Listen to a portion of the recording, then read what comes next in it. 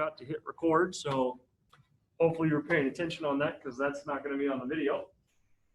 But if we wanted to do substitution, remember the first step is to solve for one of our variables and then substitute in. In this case, we're fortunate because they're already in y equals mx plus b form.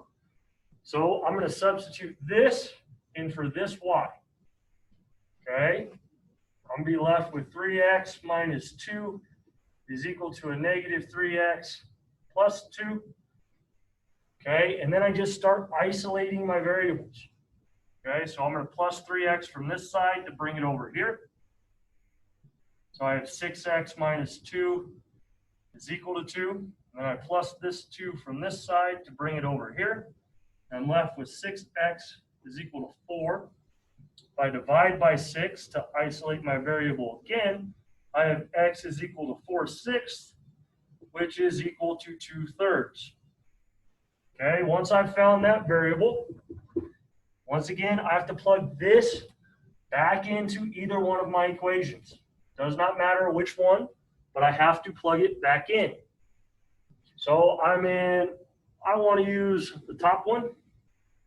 Okay, and I've already proved that x is equal to 2/3. So I'm plugging this into here. So y is equal to 3. I don't know why I started to write that as a fraction. Oh, 3/1 times 2/3 minus 2. Those are going to cancel out to make 2. 2 minus 2 is equal to 0. So my y value is equal to 0. And 3 different ways. Did it very nice, very easy. Started off graphing it. Once again, graphing is just an estimation. So it's always helpful to plug it back in. We did it the elimination method because it was quick and easy, because these two are opposite terms. Or we could have done it substitution like we just did there. Okay, so when it comes to these systems of equations and you're looking to solve, use your toolbox. What works best for you? Some of you guys might like graphing, okay, and that's cool. That's cool. Everybody's different that way. I think graphing isn't the most efficient way because it only gives you an estimation. And then the difference between substitution and the elimination method is really, what does the problem allow for? I would not want to use elimination if I have to multiply both equations to get an opposite variable, okay, because that's a little bit too much work. Then I'm more going to be focused more on substitution. But like I said, graphing and table, they're just estimations. And even after you finish those, you should always plug them back in so that you can get a more exact answer and find it algebraically. Okay, but they're not very difficult. You're going to have these also as well because these are systems of linear inequalities. So we're going to have to find some points at which they match. So that's what our graphs look like. Once again, they intersect beneath 1, so we had a pretty good idea of where it was. We would just want to plug it in to be exact. Okay. Number 2, graph the system of equations 2x plus y is equal to 6 and 3y is equal to a negative 6x plus 2. Describe it as consistent and independent, consistent and dependent, or inconsistent. Okay, so once again, consistent meaning that they cross. Okay, inconsistent means that they don't. If it is dependent, remember it's the same line. You have an infinite amount of solutions. And if it's dependent or if it's independent, it only intersects at 1. Okay, so we're trying to figure this out. And they want us to graph it. But the first step that we have to do is we have to transform these into slope-intercept form, or y equals mx plus b. 3y is equal to a negative 6x plus 6.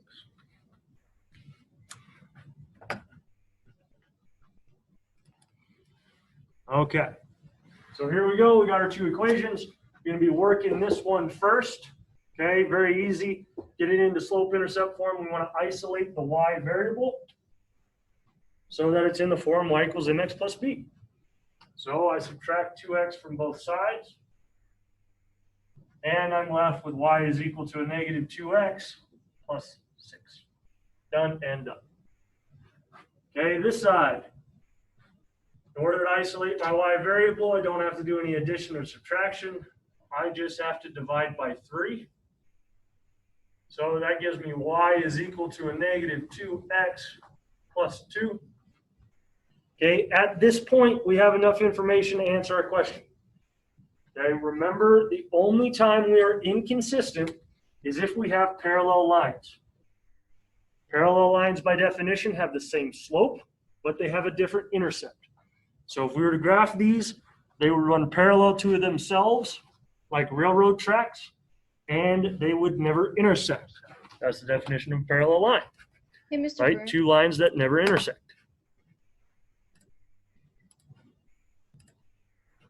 So from that, like I said, we have enough information to solve it. We don't even have to graph it. The answer is C, inconsistent. What?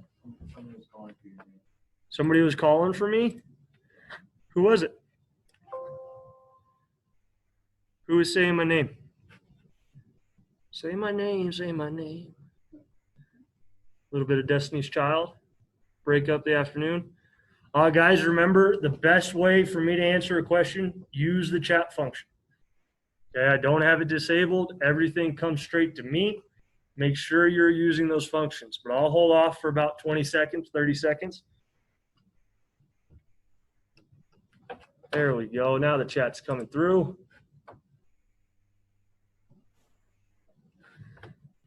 I have a question. Okay, Charlene, what's up?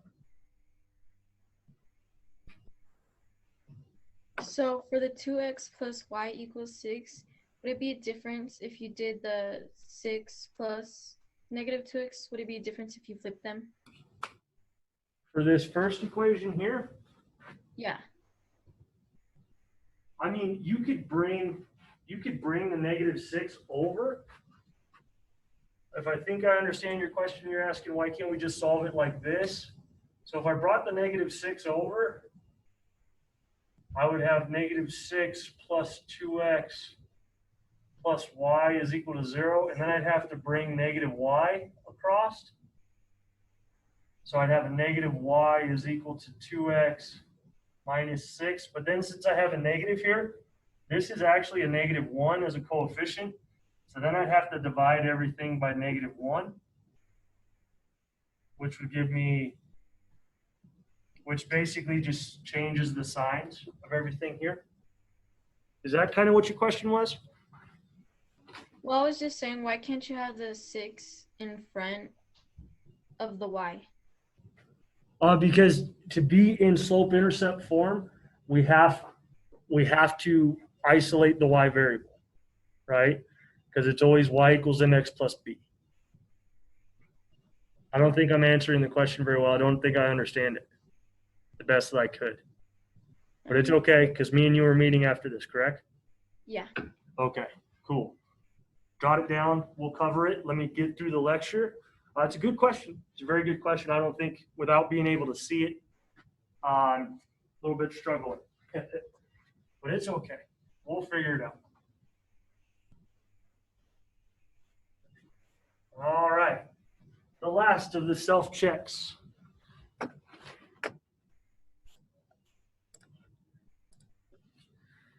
Okay, here we go. So once again, that one's inconsistent because we knew there were parallel lines. And then here we go.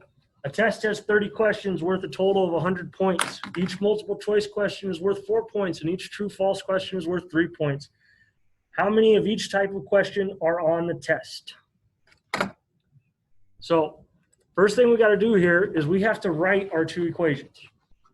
Okay, so we know the test has 30 questions, and they are made up of multiple choice. So MC plus true false. I'll do a big capital T. Okay, multiple choice questions plus true false questions equal 30. Okay, but then our second equation is for the total points that are allotted. So it says that each multiple choice question is worth 4. Okay, and then it says each true false question is worth 3. And I'm just making up variables there. Okay, the beautiful thing when we're writing equations, we get to determine what our variable is. It could be x, y. Okay, I just did it this way because to help you rationalize that multiple choice and true false questions are on the test. If you're going to use x, y, just make sure you label it. Hey, multiple choice questions is x. All righty. This one here would be kind of a pain to graph, right? Because I'd have to nominate which one of my axes is multiple choice, which one's true, false. Doesn't really fit my style, more work than it's needed. If we're looking at elimination method, once again, another possibility, but a little bit more work than I'm willing to do right now, to be honest. But substitution, solving for one of these variables can be done very quickly, right? It doesn't matter which one I choose. I just have to solve it for it. So I'm going to solve for this MC here. So, and I'm going to do that by subtracting true, false from both sides. So that MC is equal to 30 minus my true, false questions. Okay, and that's a horrible limit. That's a horrible limit. That's where I passed art in high school. I did. Not well, but I did. Okay? So now that I have this, I need to take it and I need to plug it into my second equation. So I have 100 is equal to 4 times 30 minus true false plus true false. So now I need to distribute. 4 times 30 is 120. 4 times a negative TF is negative 4 TF plus TF. And that's all set equal to 100. Now, I can combine like terms. So it's 100 is equal to 120 minus 3 TF. And I just isolate this variable. So minus 120 here. This isn't going to come out great. Minus 120 on both sides. Gives me a negative 20 is equal to a negative. Where did I make my mistake? I made a mistake somewhere. Where is it? That part's good. That part's good. That part's good. Huh. Divide by negative 3. Where did I make my mistake at? Looking at it. Got it here. 4 multiple choice, right?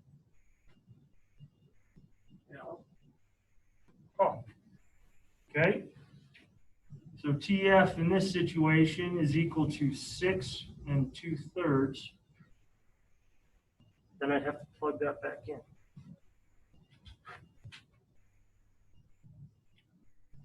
I got confused somewhere. Minus that. Got that. Plug that back in.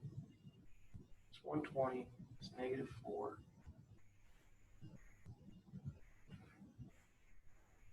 Six 2/3. But now I have to plug that in. Dang it. Yeah, I made a mistake somewhere. I got to figure it out. It's going to drive me nuts real quick. All right. I'm getting rid of the multiple choice true false. I'll edit this part out. 30 is equal to x plus y. 100 is equal to 4x plus 3y. X is my multiple choice questions. Y are my true false questions.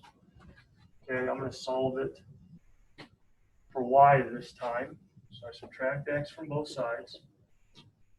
Y is equal to 30 minus x. That stays the same. Now I have to plug that in.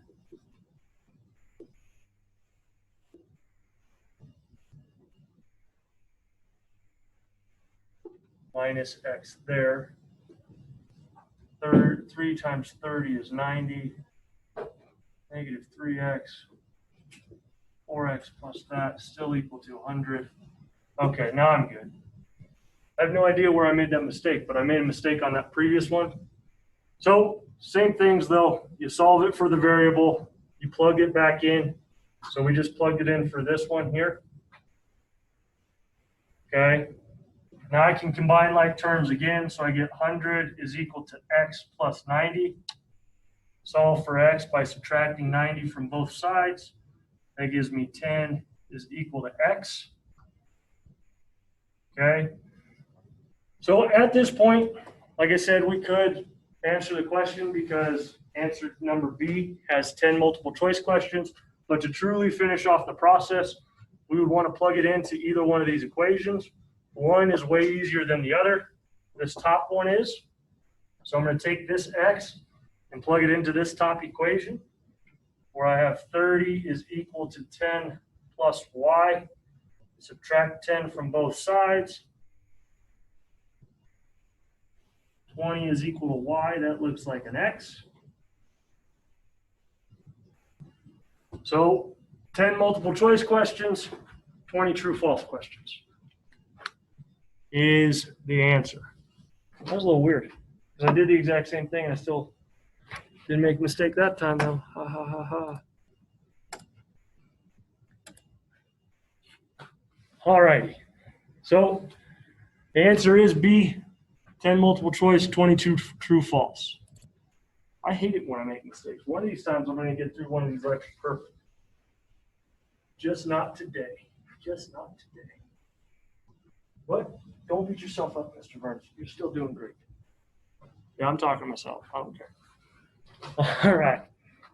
So solving of the system of equations is still going to be a thing. Okay. Just now, instead of using equations, we're going to use inequalities. Okay, but we're still going to solve them. We're still going to graph them. So we're solving system of inequalities by graphing. We're going to determine the coordinates of the vertices of a region formed by the graph of a system of inequalities. That's where we can use the elimination method, the substitution method, or we can estimate it graphically pretty easily. But once again, graphing is just an estimate. System of inequalities is two inequalities that share the same variables. Okay, two inequalities that share the same variables altogether. So how we're going to solve them today is we're going to graph each inequality shading the correct area and identify the region that is shaded for all inequalities as the solution of the system. Okay, so if you remember back to when we were actually graphing inequalities, we would have to shade either above the line or beneath the line, right? We're going to do that, but we're going to have two graphs, so they're going to cross, okay? And it's going to divide it pretty much into four regions, and there's going to be a region that'll simplify both, or we shade what makes it true, okay? And that's the key. We're shading what makes it true, and in this sense, it'll be both, it'll solve both inequalities. What is that green thing? I have no idea. Okay, so solve the system's inequalities by graphing. They're very fortunate because they're already in y equals mx plus b form. So we will still have our full line versus dashed line. And if you see this dashed line, it has an intercept at 0, 2 right here. And then it goes at a -1 slope. Okay, so 2 points.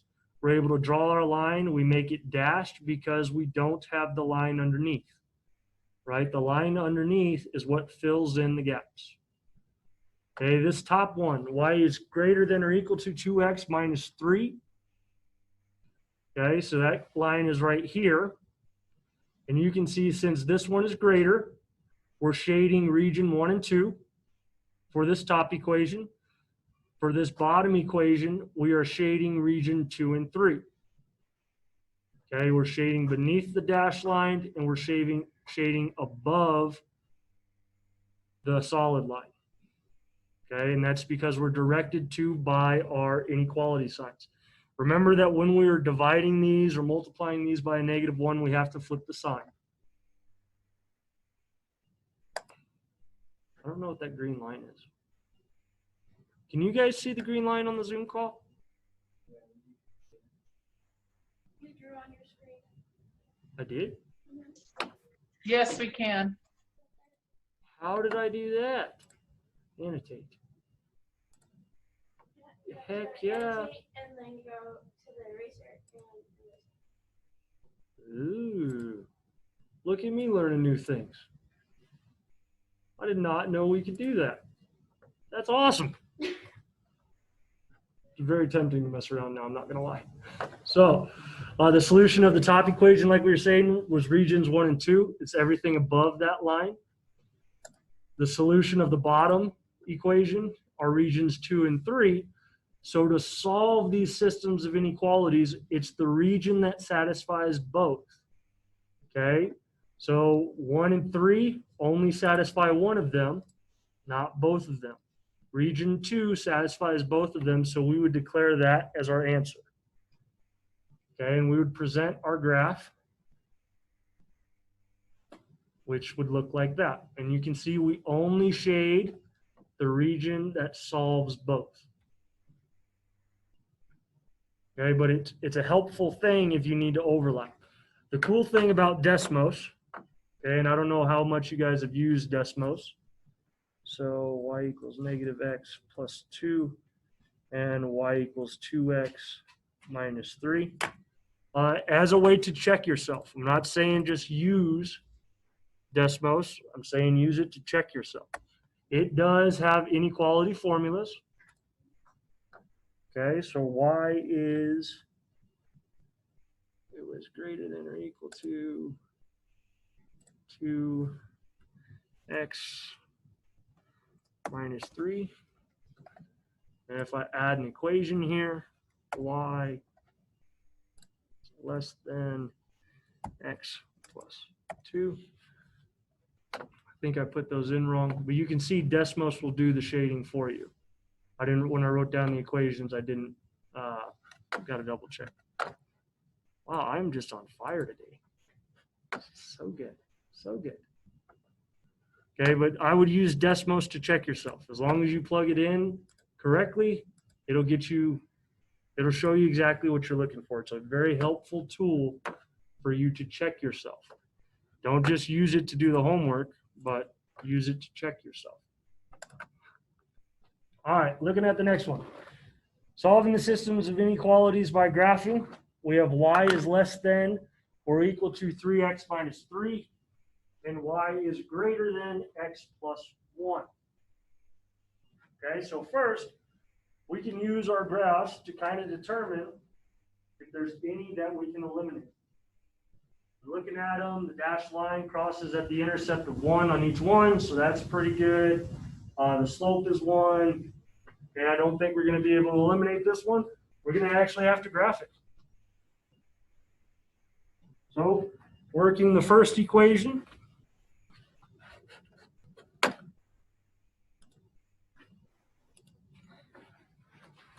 Okay, y is less than or equal to 3x minus 3. Once again, -3 is my y-intercept. 1, 2, 3. That's right there. Okay, if I plug in a 1, I get the point 0. Got enough information to draw my line here.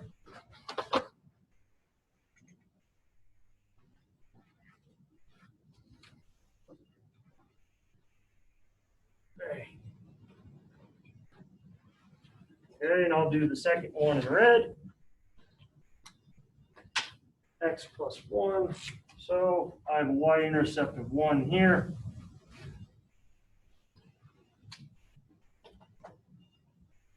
Going up by 1s.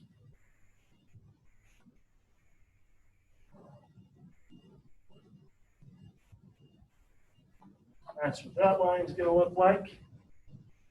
except for this one needs to be dashed.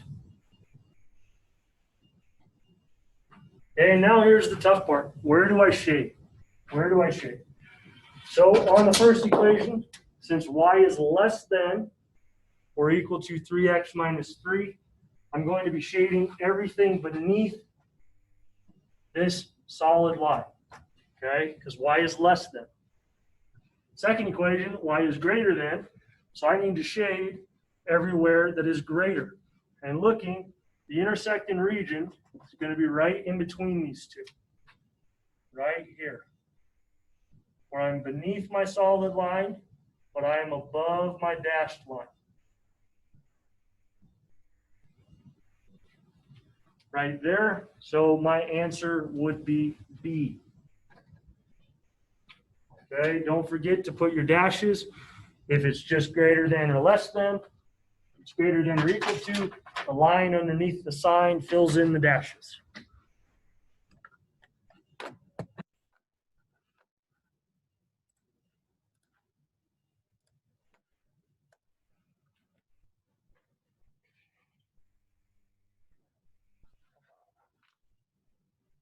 Now we're back on our track. Okay, solve the systems of inequalities by graphing. So this one, it looks like these lines are going to be parallel, right? They have the same slope, but they have different intercepts. Going to be two solid lines. But the key thing is look at where we're shading. And this is kind of a hint when you're looking at the intercepts. So here we have a +1 as the y-intercept, and we have a -2 as the other intercept.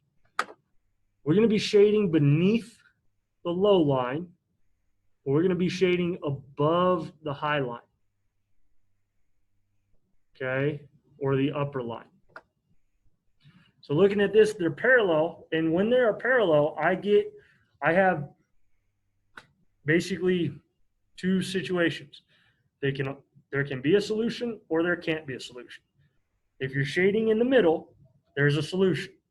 But if you're shading the outside, like we are here, we're shading above the higher graph and beneath the lower graph. So in this situation, once we graph these in shade, you can see that there's no region where these two cross, or there's no solution that's going to simplify both of these inequalities or satisfy both of these inequalities.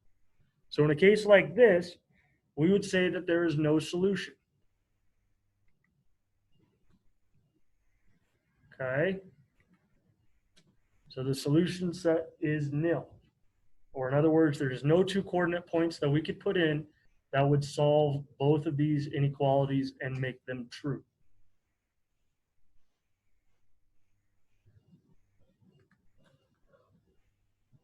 Okay, here we go. We got another one. So this one, they are parallel, right? They have the same slope, different intercepts. But if you pay attention to the intercepts, that shows you the key. Does the nil have to be with? You can just say no. You can just say no solution, Raleigh. I mean, that's a handy little symbol, but no solution is a perfectly fine response to that as well. So once again, we're trying to find which one makes this true. Okay, there is a graph that we can eliminate. We can eliminate this one because we're supposed to have dashed lines on both, so we can eliminate D. We can eliminate C. We just have to choose between A and B. And the easiest way to do it is just to examine the intercepts. Here we have the top one. B, close, miss, close. Okay, so here we have 4, and we're going to be shading underneath of it. Okay, our higher intercept, and we're shading beneath it. And this is only true when you're dealing with parallel lines, okay, because they have the slope. So 4, and we're shading beneath this line right here. And we need to shade above this line. So our solution to this one would be A. And once again, it's helpful to understand this when you're dealing with truly parallel lines. Okay, everything else, graph it, shade it. But when you're dealing with the parallel lines, if you're shading beneath the upper one and above the lower line in terms of intercepts, because that's basically what determines their location, you can solve these pretty quickly and pretty easily. So the answer to this one should be A.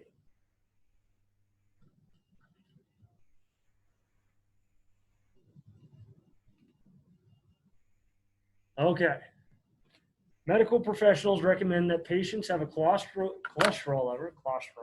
level below 200 milligrams per deciliter of blood and a triglyceride level beneath 150 milligrams per deciliter.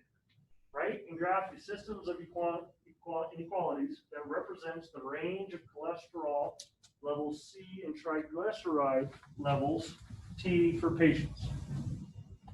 Okay, so first thing, we got to write our equations. Okay, we have to write our equations. So in this case, for cholesterol, it wants to be beneath 200 deciliters. So cholesterol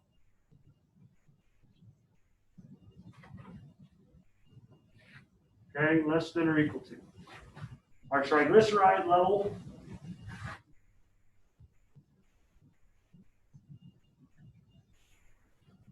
okay, so now here is the hard part about graphing these. The inequality part was pretty easy. To graph these, you kind of have to get out of your set ways. Understand that the y-axis and the x-axis, that standard is called the Cartesian plane. However, we're graphing. We can nominate these to be whatever we want in all reality, because in there's not an x, y. Okay, so we just need to nominate one of our axes to be cholesterol and the other one of our axes to be triglyceride. Okay, so I'm going to use my x-axis, and that's going to be, if I could spell it right, watch, I'm going to butcher it. Triglyceride. And my y-axis is cholesterol. Okay, and here I have to go up to 200, I have to go to 150. So on my y-axis, I'm going to count by 20. So 20, 40, 60, 80, 100, 20, 40, 60, 80, 200. Right here. That's 200. On this axis, I'm going to count by 20s as well. So 20, 40, 40, 60, 81, 20, 40, 60. That's 160. My line starts right about there. Okay, and then I would proceed to graph these. They're both solid lines, so that makes my life pretty easy.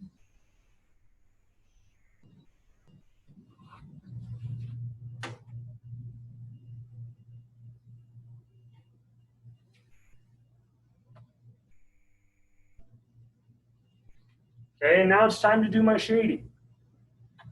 Okay, the triglyceride axis, it's a little bit hard to wrap your head around. Just understand that the lower values are to the left, and I need to be beneath 150.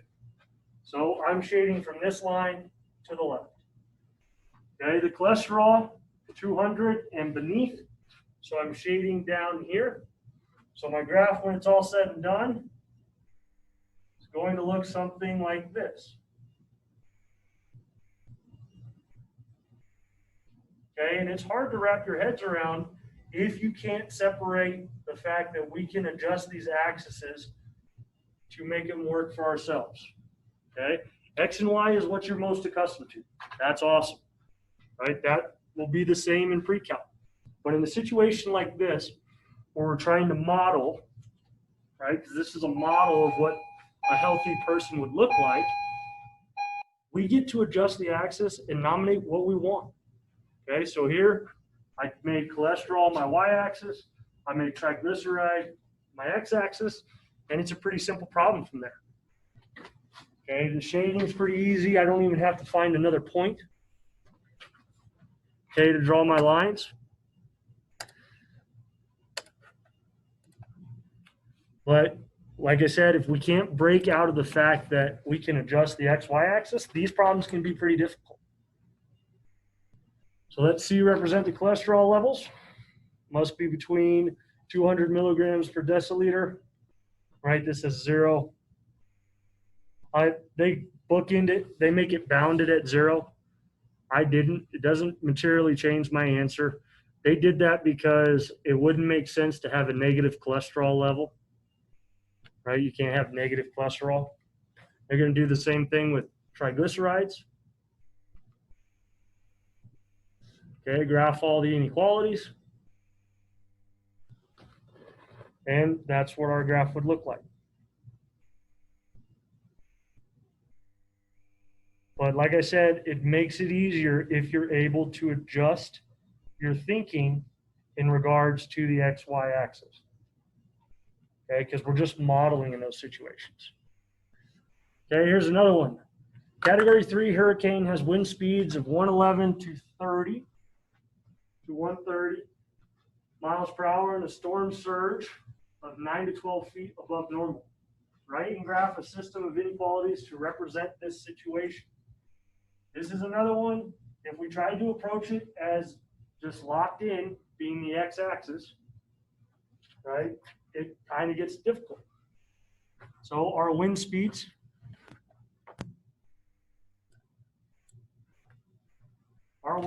need to be between 111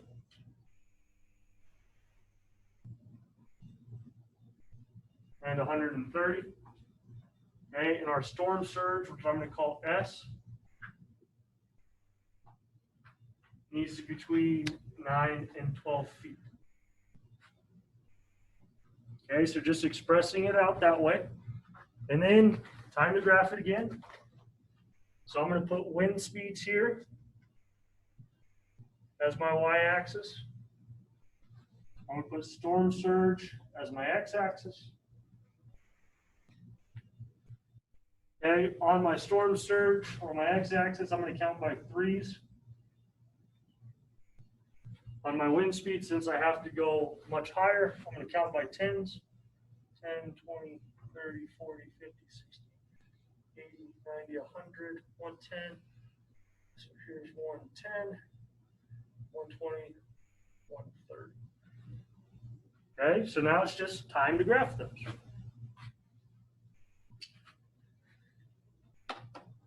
So right above 110 would be 111.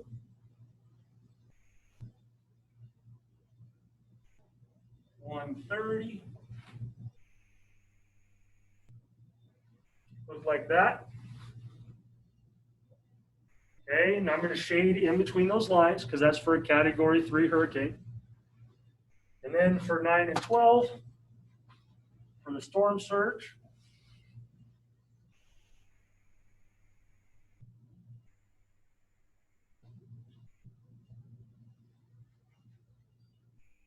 it's going to look like that. Okay, and then I only shade the area that solves all the inequalities. So I need to be between these two lines, and I need to be between these two lines. That's this area right here.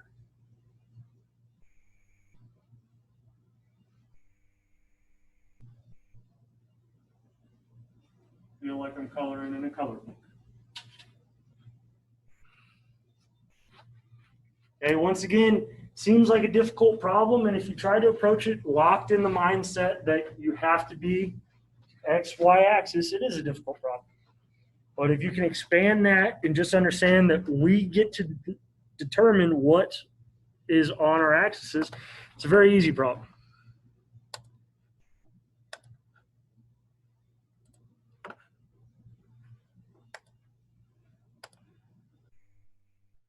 So which graph represents this? It's a multiple choice question. We're looking for one in the middle. So looks like it's going to be A. Yes, it's going to be A.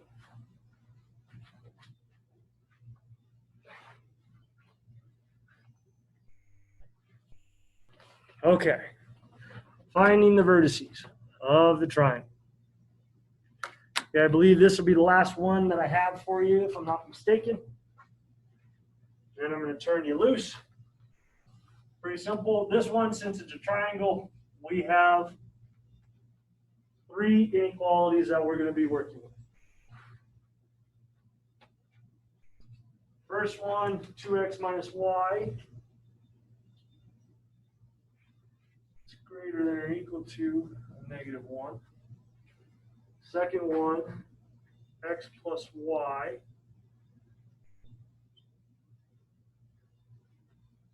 third one,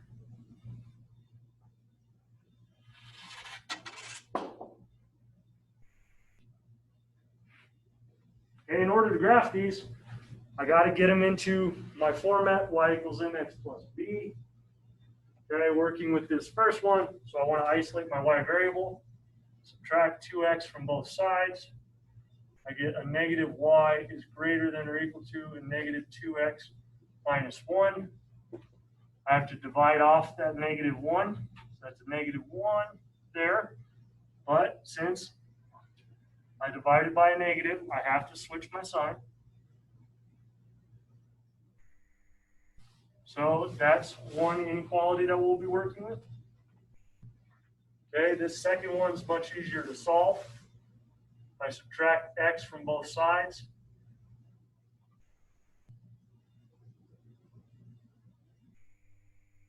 That's the second one we'll be working with. Okay, this one, again, have to isolate my y variable. So I get 4y negative x plus 4. Divide by 4 on both sides. I get y is greater than a negative 1/4 plus 4. Sweet.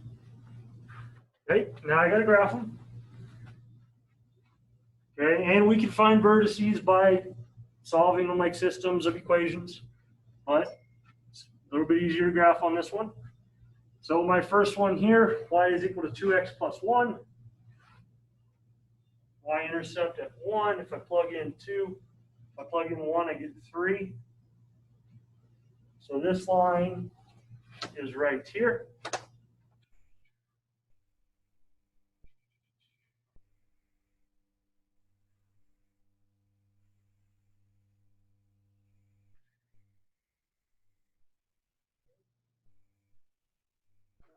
There. Negative x plus 4. Plug in 0, I get 1, 2, 3, 4.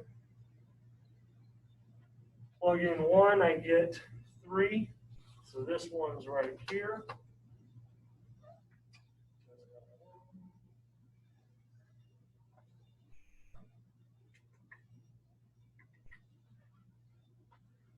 That one's good.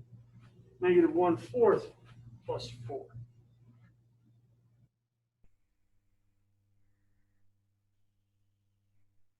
Oh, you guys let me do that. It's plus 1. And I divided by 4. Can't believe you guys let me do that again. Drop 1, go over 4. 1, 2, 3, 4. That graph's right there as my base.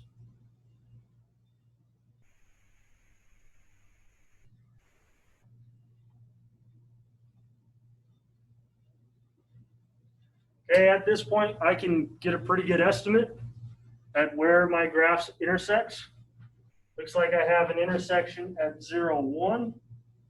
That's this point right there. It's where this line and this line meet. Looks like I have 1, 1, 2, 3, 4 at 4, 0. Okay, and these two here look like they meet at 1, 2, 3. At 1, 3. Okay, it's basically solving systems of equations by graphing. But if I wanted to shade all of these, so I need to be beneath this line. I need to be beneath this line, and I need to be above this line, which would make my solution set.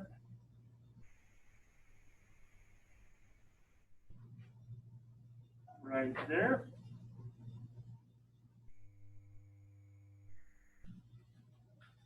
Okay, and once again, graphing is an estimation. Graphing is an estimation. So if I wanted to check myself, I would plug each one of these in algebraically, and you guys couldn't see that, could you? Because I forgot to stop sharing my screen. Why don't you remind me, Brock? Dang it. He's watching me do it on the board. That's my apologies, ladies and gentlemen. So this first equation was this line here. Okay, this second equation was this line here. This third equation was this line here. So, and I needed to be above this bottom line, and I needed to be beneath my two other lines because it was y is less than. That gave me my solution section. And then finding the vertices, you can estimate them just fine because they all cross on grid lines. So I have 0, 1, 4, 0, and 1, 3 would be the solutions, or would be the vertices of my triangle. Once again, if I wanted to check those algebraically, I would plug them in. Okay, but they intersected on grid lines. I feel pretty comfortable about it. So I'm not going to check them algebraically.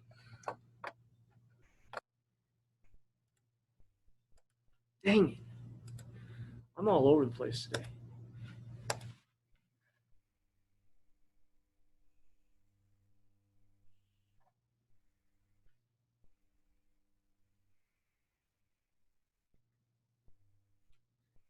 So the vertices of the triangle are 0, 1, 4, 0, and 1, 3.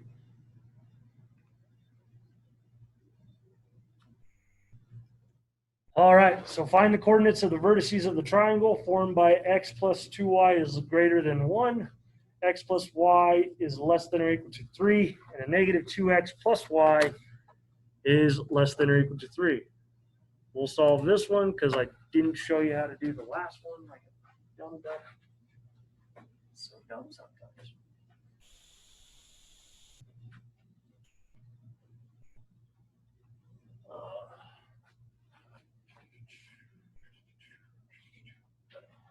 Clean slate, starting again. Okay, so x plus 2y greater than or equal to 1.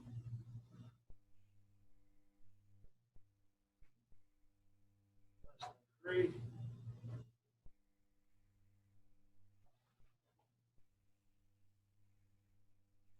First step, once again, to graph them, get them into a form that you're familiar with. Y equals mx plus b, so we want to isolate the y variable. This first equation, we minus x from both sides. We get 2y is greater than or equal to the negative x plus 1. Divide by 2 on both sides. Since I'm not dividing by a negative, I don't have to switch the sign. That'll be the first inequality that we work with. The second one, much easier to solve. Just isolate the y variable by bringing x to the other side by subtracting it.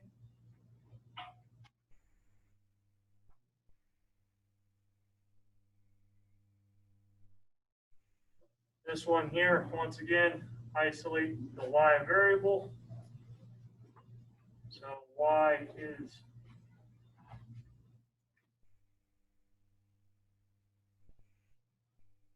done and done. Okay, now it's time to graph them. 1/2 x. So, go up 1 over 2. There's that one.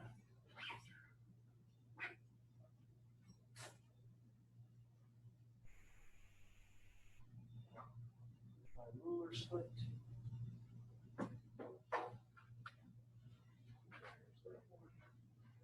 Negative x plus 3, 1, 2, 3.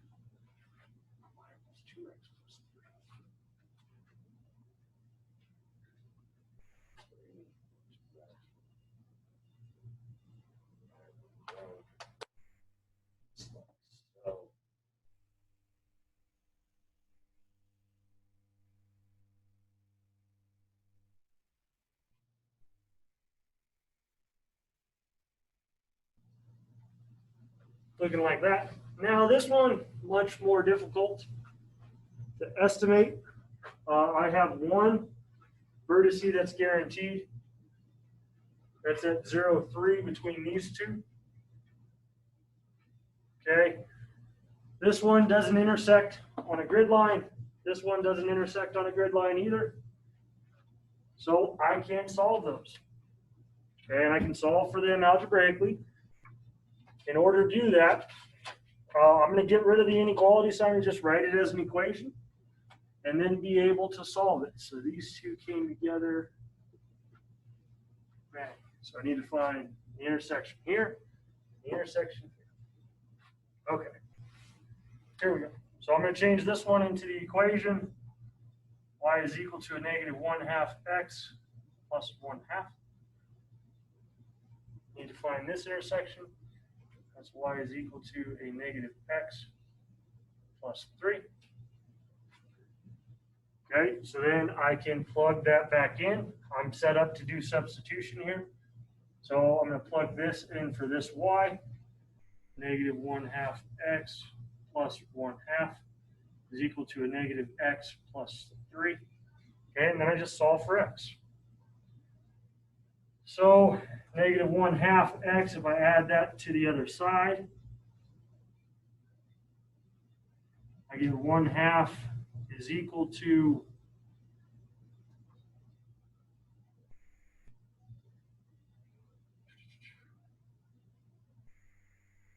plus 3. Bring this to this side as a negative 3. So that's negative 3 and 1/2 is equal to 1/2 x. If I divide that by 1/2,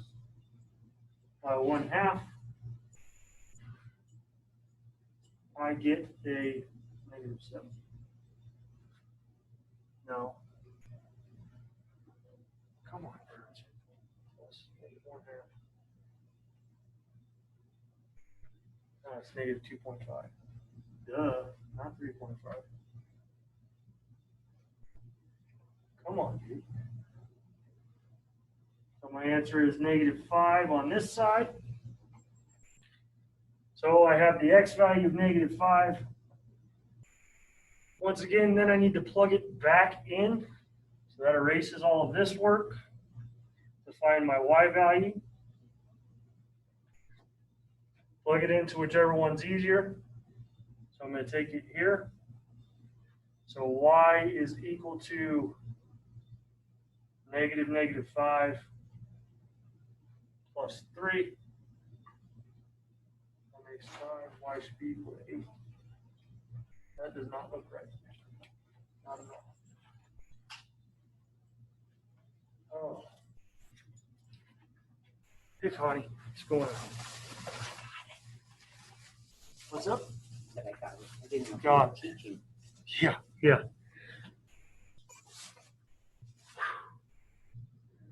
0, 3. It is going to be